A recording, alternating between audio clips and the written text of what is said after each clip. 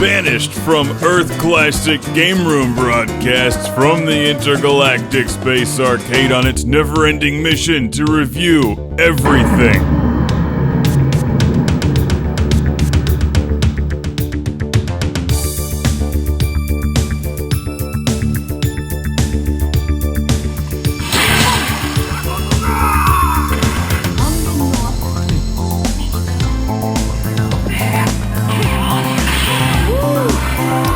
Welcome to Classic Game Room. Do you like to collect weird, rare, and obscure video game equipment? If so, you're going to want one of these, the HYPER NEO-GEO 64, which is like 64 pounds, and this is my fifth take. It's really heavy.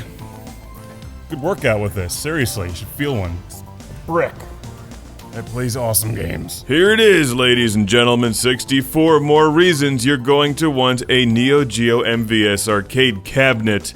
The HYPER NEO-GEO 64, which was released in 1997 and failed miserably. There's only a handful of games available for this, but look at it. It's like a piece of armor that fell off RoboCop, and it plays games. Not very many of them, but a few like Samurai Showdown 64, Warrior's Rage, which you'll see a lot of in this review because it's the only game I have.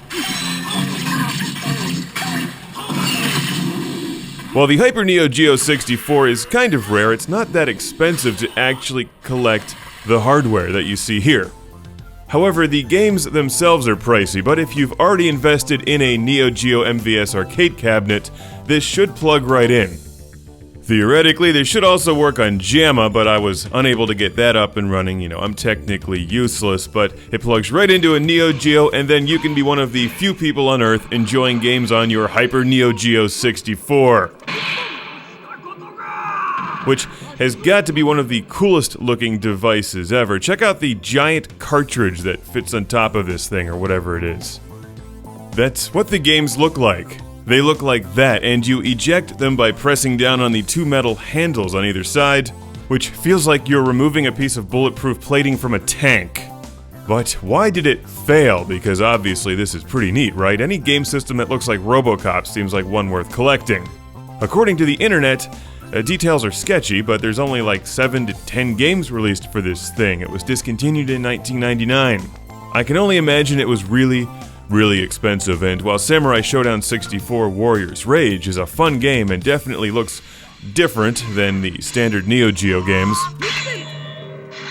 it's hard to say if it's better, although it sure does sound better. It's like somebody installed new speakers and a subwoofer in my MVS arcade cabinet. Here's a look at my 4-slot Neo-Geo MVS, which I removed to swap with the HYPER NEO-GEO 64. Now, if you're a serious SNK enthusiast and have some money to spare as well as a Neo-Geo MVS arcade machine, then yeah, I would recommend this, just because it's cool. But if you're on a tight budget or just making your way through school, then you probably don't need one of these. There's not enough games to justify it. Yeah! Although you gotta admit, Samurai Showdown 64 is pretty cool. I feel like if you can easily afford an MVS collection, you should have one of these just because you can. Otherwise, I'd pass on it.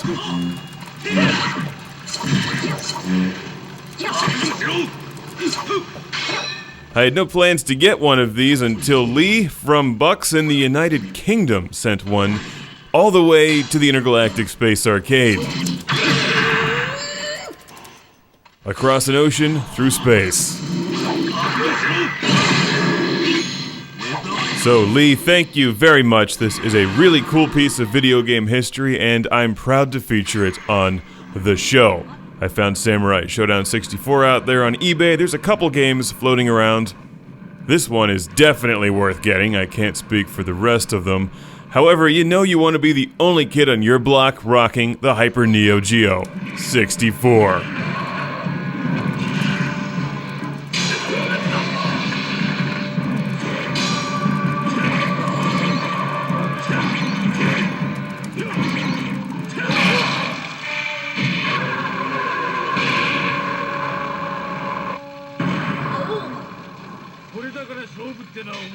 I have no idea what just happened there.